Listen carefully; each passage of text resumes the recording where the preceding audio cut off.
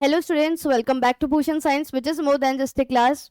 मैं हूं रेणुका, आपकी केमिस्ट्री ट्यूटर, और इस वीडियो में बच्चों हम जानेंगे how to balance a redox reaction in acidic medium. कैसे किसी रिडॉक्स की प्रक्रिया को हम क्या कर सकते हैं, अम्लीय माध्यम में बैलेंस या संतुलन बनाए रख सकते हैं। आपको पता होगा रिडॉक्स रिएक्शन ऐसी प्रक्रिया होती है जहां पर आप कह सकते हो ऑक्सीकरण भी हो रहा है और अपचयन भी, यानी कि ऑक्सीडेशन भी और रिडक्शन भी। मैं ये मान के चलती हूँ कि आपने रिडॉक्स रिएक्शन के कुछ बेसिक क्वेश्चंस तो कर ही लिए होंगे, जैसे KMnO4 में Mn का ऑक्सीडेशन स्टेट निकालना, या अगर आप बात कर लीजिए K2Cr2O7 में Cr का ऑक्सीडेशन स्टेट निकालना। तो आपको यहाँ पे इन सारी चीजों का बेटा पता होना चाहिए कि कैसे हम ऑक्सीडेशन स्टेट निकाले। प्लस माइनस की बात है, ज्यादा डिफिकल्ट नहीं होता। लेकिन डिफिकल्टी कहाँ आती है, जब हम इसे करते हैं बैलेंस एसिडिक या बेसिक मीडियम में।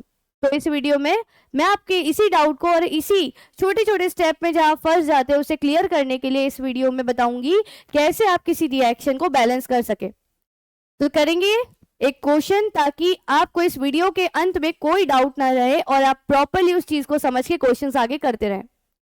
तो देखिएगा, आपके सामने एक रिएक्शन है जिसमें आप देख सकते हैं MnO4 नेगेटिव मैंने लिख दिया है बेटा। ये सबसे पहले होगा आपका एक्वियस मीडियम में, और जो जिंक है वो आपके नेचुरल स्टेट यानी अपने नेचुरल स्टेट में रहेगा सॉलिड फॉर्म में।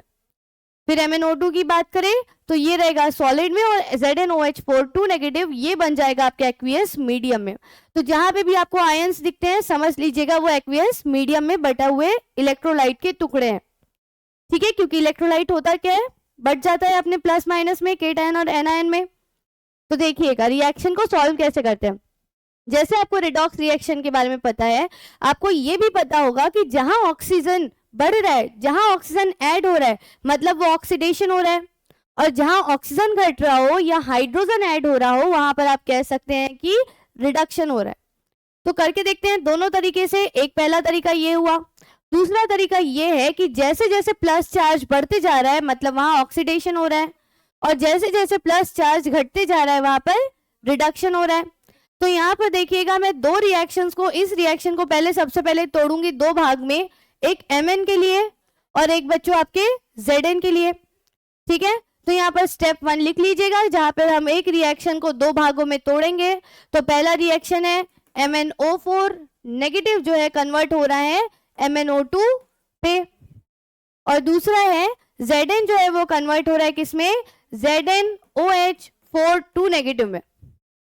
ठीक है, तो अब देखिएगा यहाँ पर Mn के ऊपर अगर मैं चार्ज निकालूंगी तो बच्चे ये आएगा +7 का, क्योंकि x एक ऑक्सीजन के ऊपर -2 होता है तो 4 के ऊपर -8, तो दैट इज x -8, और टोटल के ऊपर चार्ज -1 तो इक्वल टू -1 अगर आप करेंगे तो x की वैल्यू आएगी +7 की। वैसे ही यहाँ पर देखेंगे राइट हैंड साइड MnO2, तो इसके ऊपर चार्ज पहले ही देखते पता चल जा रहा है +4 का है। ठीक है, तो यहाँ पर चार्ज क्या हो रहा है, प्लस चार्ज घट रहा है, +7 से +4 हो रहा है, मतलब ये जो प्रक्रिया है, या फिर मैं कह सकती हूँ यहाँ पर जो मैंगनीज है इसका क्या हो रहा है, रिडक्शन हो रहा है।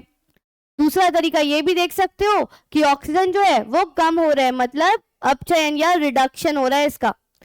फिर आते हैं जिंक पे, तो देखिएगा पहले जिंक भाई साहब अकेले थे, ना ऑक्सीजन था ना हाइड्रोजन, अब दोनों आ गए, वो भी 4 ऊपर से 2 नेगेटिव चार्ज लेके। तो इसके ऊपर अगर आप देखिएगा तो पहले इसके ऊपर नेचुरल स्टेट था, इसलिए इसके ऊपर ऑक्सीडेशन स्टेट 0। यहाँ पर निकालेंगे तो x OH के ऊपर -1 होता है, that will be equal to -2, क्योंकि टोटल के ऊपर चार्ज -2 है। 4 OH है इसलिए -1 × 4 किया मैंने, तो x के ऊपर चार्ज कितना, +2 का, मतलब कि Zn के ऊपर चार्ज +2 का आ गया। ठीक है, यहाँ पर तो क्लियर हो गए। अब नेक्स्ट स्टेप क्या होगी, सेकेंड स्टेप में, सेकेंड स्टेप में हम करेंगे बेटा जो ऑक्सीजन और हाइड्रोजन होते हैं उनके अलावा जो हमारे पास एटम होते हैं, जैसे Mn और जिंक हो गया, तो इन एटम को कर लो बैलेंस। तो कैसे करेंगे बैलेंस, देखिएगा मेरे साथ। तो पहले मैं लिख देती हूँ दोनों रिएक्शन को साइड में, ताकि आपको कोई भी डाउट ना रहे।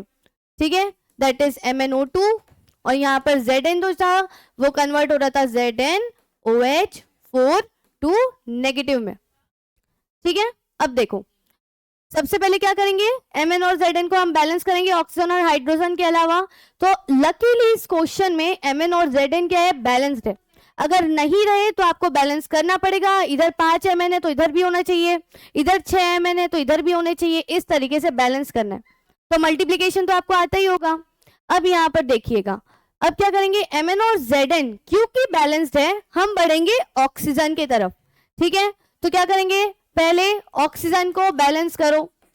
ठीक है, ऑक्सीजन की बैलेंसिंग करते हैं। देखिएगा MnO4 नेगेटिव, यहाँ पर है MnO2।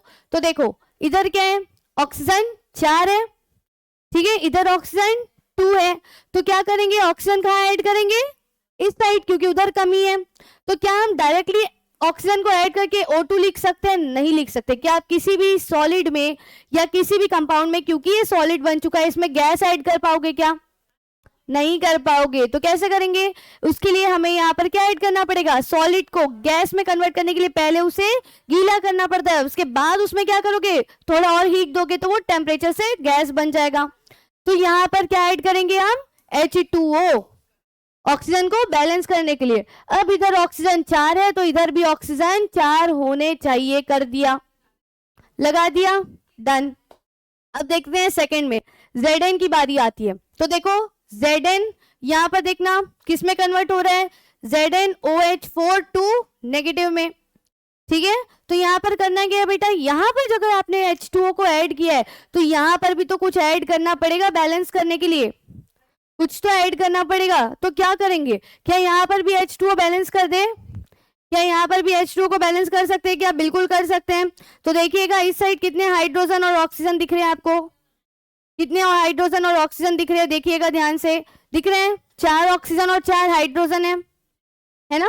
तो इसको भी बैलेंस करेंगे कितना, 4H2O से। यहाँ पर भी क्योंकि ये सॉलिड था, इसको भी गीला करना पड़ेगा, तो 4H2O। ठीक है, यहाँ पर MnO4 नेगेटिव, 2H2O, यहाँ पर Zn4H2O, ZnOH4 2 नेगेटिव। क्या ऊपर नीचे बैलेंस हो गया? नहीं हुआ है। क्यों? यहाँ पर H नहीं है, यहाँ पर सिर्फ ऑक्सीजन बैलेंस किया था भाई साहब, अभी हाइड्रोजन ऐड करेंगे। ठीक है, तो चलिए अगले स्टेप पे आते हैं। अगला स्टेप देखिएगा ध्यान से, जो मैं करने जा रही हूँ बहुत इंपॉर्टेंट स्टेप यही है, दैट इज योर स्टेप 3। ठीक है, ये है स्टेप 2 और ये है स्टेप 3। स्टेप 3 पे आगे बढ़ेंगे तो यहाँ पर क्या करेंगे, क्योंकि यहाँ 2H2O यानी 4 हाइड्रोजन है, ऑक्सीजन तो बैलेंस हो गया, हाइड्रोजन इधर ऐड करना है, तो अब हाइड्रोजन को बैलेंस करेंगे। ठीक है, यहाँ पर 4 है तो यहाँ पर भी 4H प्लस को ऐड करेंगे, O को नहीं करेंगे क्योंकि O बिगड़ जाएगा। तो क्योंकि एसिडिक मीडियम है इसलिए प्रोटॉन ऐड कर सकते हैं। ठीक है, ये लिख दिया MnO2 प्लस 2H2O।